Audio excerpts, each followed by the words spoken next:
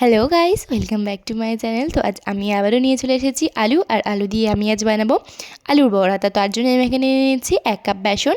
বেসনটা অল্প জল দিয়ে ফাটিয়ে নিয়ে এর মধ্যে দিয়ে দিয়েছি সোডা, লবণ, সাদা তিল, গোটা জিরে আর অল্প একটু ফুড কালার। তো ফুড কালারটা দিয়ে আমরা অল্প অল্প জল দিয়ে এটা ফাটিয়ে নেব। আর এটা যেন খুব ঘন না হয়, খুব পাতলা না হয়, এটা খেয়াল করবেন। তো এই যে মোটামুটি করে আমরা এখানে অল্প অল্প করে জল দিয়ে ফাটিয়ে নিচ্ছি। আর ফাটানো হয়ে গেলে এটা সাইডে রেখে দেবো। আর আমরা একটা আলু পাতলা পাতলা করে কেটে নিয়ে এর মধ্যে চুবিয়ে চাবিয়ে আর চাকা তেলের মধ্যে ডুবিয়ে ডাবিয়ে ভালো করে ভেজে নেব। আর গ্যাসটা অবশ্যই আস্তে দিয়ে ভাজবেন। আর এই দেখুন, তেলটা গরম হয়ে গেলে আমরা সবটা একে একে ছেড়ে দিয়েছি।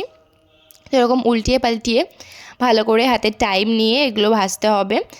আর এই যে আমার অনেকটা হয়ে এসছে, আর এই যে হয়ে গিয়েছে আমার পুরো আলুর বড়া। ভিডিওটা ভালো লাগলে অবশ্যই লাইক, কমেন্ট আর সাবস্ক্রাইব করতে ভুলো না। আর বাড়িতে অবশ্যই একবার ট্রাই করো। তো এই দেখো কত মুচমুচে ক্রাঞ্চি হয়েছে। সো ভিডিওটা ভালো লাগলে লাইক করো। So tata.